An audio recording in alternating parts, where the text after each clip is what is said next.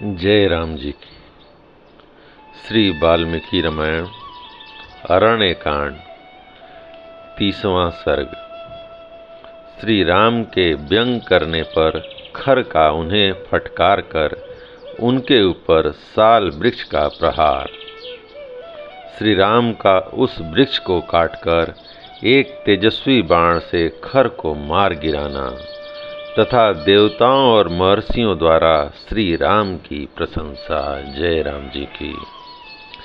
धर्म प्रेमी भगवान श्री राम ने अपने बाणों द्वारा खर की उस गदा को विदीर्ण करके मुस्कुराते हुए यह रोष सूचक बात कही, राक्षसाधम, यही तेरा सारा बल है जिसे तूने इस गदा के साथ दिखाया है।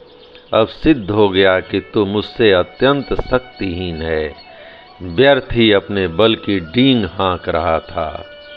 मेरे बाणों से छिन्न भिन्न होकर तेरी यह गदा पृथ्वी पर पड़ी हुई है।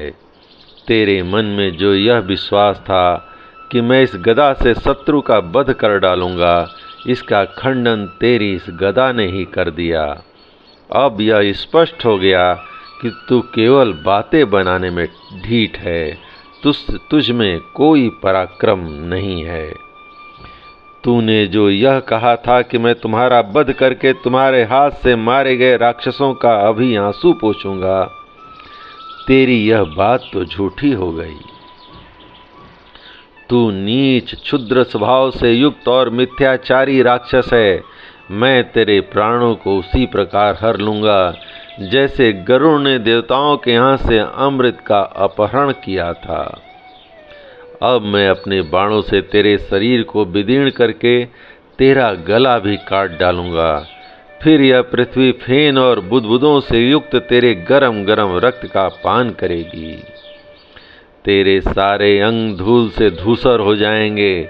तेरी दोनों भुजाएं शरीर से अलग होकर पृथ्वी पर गिर जाएंगी और उस दशा में तू दुर्लभ युवती के समान इस पृथ्वी का आलिंगन करके सदा के लिए सो जाएगा। तेरे जैसे राक्षस कुल कलंक के सदा के लिए महानिद्रा में सो जाने पर ये दंडक बन के प्रदेश शरणार्थियों को शरण देने वाले हो जाएंगे। राक्षस, मेरे बाणों से जन स्थान में बने हुए तेरे निवास स्थान के नष्ट हो जाने पर मुनिगण इस वन में सब ओर निर्भय विचर करेंगे। जो अब तक दूसरों को भय देती थीं, वे राक्षसियां आज अपने बांधव जनों के मारे जाने से दीन हो आंसुओं से भीगे मुंह लिए जन स्थान से स्वयं ही भय के कारण भाग जाएंगी। जिनका तुझ जैसा दुराचारी पति है, वे तदनुरूप कुल वाली तेरी पत्नियां आज तेरे मारे जाने पर काम आदि पुरुषार्थों से वंचित हो शोक रूपी स्थायी भाव वाले करुण रस का अनुभव करने वाली होंगी। क्रूर स्वभाव वाले निशाचर, तेरा हृदय सदा ही क्षुद्र विचारों से भरा रहता है। तू ब्राह्मणों के लिए कंटक रूप है। तेरे ही कारण मुनि लोग संकित रहकर ही अग्नि में हविष्य की आहुतियां डालते हैं। वन में श्री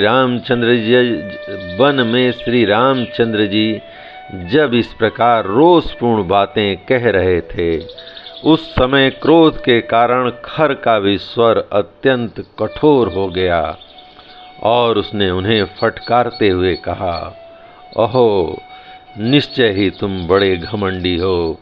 भय के अवसरों पर भी निर्भय बने हुए हो। जान पड़ता है कि तुम मृत्यु के अधीन हो गए हो। इस कारण से ही तुम्हें यह भी पता नहीं है कि कब क्या कहना चाहिए और क्या नहीं कहना चाहिए। जो पुरुष काल के फंदे में फंस जाते हैं, उनकी छहों इंद्रियां बेकाम हो जाती हैं। इसलिए उन्हें कर्तव्य और अकर्तव्य का ज्ञान नहीं रह जाता। ऐसा कहकर उस निशाचर ने एक बार श्री राम की ओर भौहें टेढ़ी करके देखा और रणभूमि में उन पर प्रहार करने के लिए वह चारों ओर दृष्टिपात करने लगा। इतने में ही उसे एक विशाल शाखों का वृक्ष दिखाई दिया जो निकट ही था। खर ने अपने होठों को दांतों से दबाकर उस वृक्ष को उखाड़ लिया। फिर उस महाबली निशाचर ने विकट गर्जना करके दोनों हाथों से उस वृक्ष को उठा लिया और श्री राम को दे मारा। साथ ही यह भी कहा, लो अब तुम मारे गए। परम प्रतापी भगवान श्री राम अपने ऊपर आते हुए उस वृक्ष को बाण समूहों से काट गिराए और उस समर भूमि में खर को मार डालने के लिए अत्यंत क्रोध प्रकट किए। उस समय श्री राम के शरीर में पसीना आ गया, उनके नेत्र प्रांत रोष से रक्त वर्ण हो गए। उन्होंने सहस्त्रों बाणों का प्रहार करके समरांगण में खर को छत बिछत कर दिया। उनके बाणों के आघात से उस निशाचर के शरीर में जो घाव हुए थे उनसे अधिक मात्रा में फेन युक्त रक्त प्रवाहित होने लगा, मानो पर्वत के झरने से जल की धाराएं गिर रही हों। श्री राम ने युद्ध स्थल में अपने बाणों की मार से खर को व्याकुल कर दिया, तो भी उसका साहस कम नहीं हुआ। वह खून की गंध से उन्मत्त होकर बड़े वेग से श्री राम की ओर दौड़ा।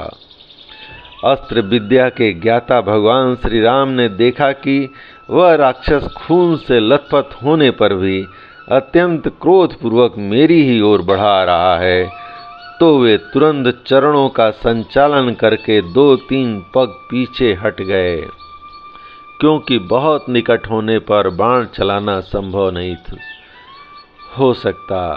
तदंतर श्री राम ने समरांगण में खर का वध करने के लिए एक अग्नि के समान तेजस्वी बाण हाथ में लिया, जो दूसरे ब्रह्मदंड के समान भयंकर था। वह बाण बुद्धिमान देवराज इंद्र का दिया हुआ था।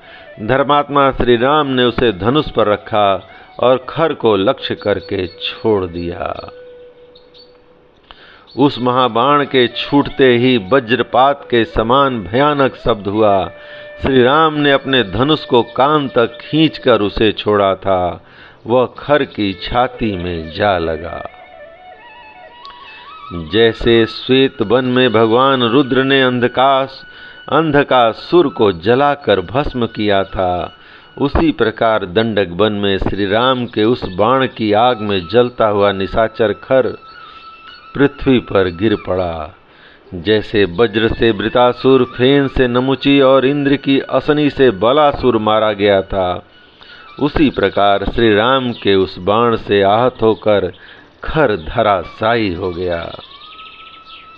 इसी समय देवता चारणों के साथ मिलकर आए और हर्ष में भरकर दुदुम्भी बजाते हुए वहां श्री राम के ऊपर चारों ओर से फूलों की वर्षा करने लगे।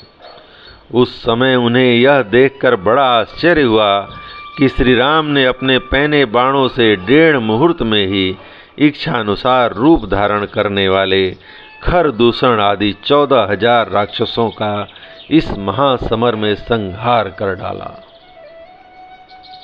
वे बोले, अहो, अपने स्वरूप को जानने वाले भगवान श्री राम का यह कर्म महान और अद्भुत है।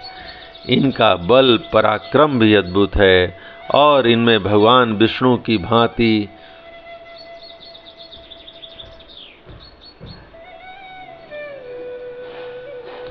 आश्चर्यजनक दृढ़ता दिखाई देती है। ऐसा कहकर वे सब देवता जैसे आए थे वैसे ही चले गए। तदंतर बहुत से राजर्षि और अगस्त्य आदि महर्षि मिलकर वहां आए तथा प्रसन्नता पूर्वक श्री राम का सत्कार करके उनसे इस प्रकार बोले, रघुनंदन, इसलिए महातेजस्वी पाक शासन पुरंदर इंद्र सरभंग मुनि के पवित्र आश्रम पर आए थे और इसी कार्य की सिद्धि के लिए महर्षि ने विशेष उपाय करके आपको पंचवटी के इस प्रदेश में पहुंचाया था। मुनियों के शत्रु रूप इन पापाचारी राक्षसों के वध के लिए ही आपका यहाँ शुभागमन आवश्यक समझा गया था। दशरथ नंदन, आपने हम लोगों का यह बहुत बड़ा कार्य सिद्ध कर दिया। अब बड़े बड़े ऋषि मुनि दंडकारण्य के विभिन्न प्रदेशों में निर्भय होकर अपने धर्म का अनुष्ठान करेंगे। इसी बीच में वीर लक्ष्मण भी सीता के साथ पर्वत की कंदरा से निकलकर प्रसन्नतापूर्वक आश्रम में आ गए। तत्पश्चात महर्षियों से प्रशंसित और लक्ष्मण से पूजित विजयी वीर श्री राम ने आश्रम में प्रवेश किया। महर्षियों को सुख देने वाले अपने शत्रुहंता पति का दर्शन करके विदेह राजनंदिनी सीता को बड़ा हर्ष हुआ। उन्होंने परमानंद में निमग्न होकर अपने स्वामी का आलिंगन किया। राक्षस समूह मारे गए और श्री राम को कोई क्षति नहीं पहुंची। यह देख और जानकर जानकी जी को बहुत संतोष हुआ। प्रसन्नता से भरे हुए महात्मा मुनि, जिनकी भूरी भूरी प्रशंसा कर रहे थे तथा जिन्होंने राक्षसों के समुदाय को कुचल डाला था, उन प्राण बल्लभ श्री राम का बारंबार आलिंगन करके उस समय जनक नंदिनी सीता को बड़ा हर्ष हुआ। उनका मुख प्रसन्नता से खिल उठा। जय राम जी की।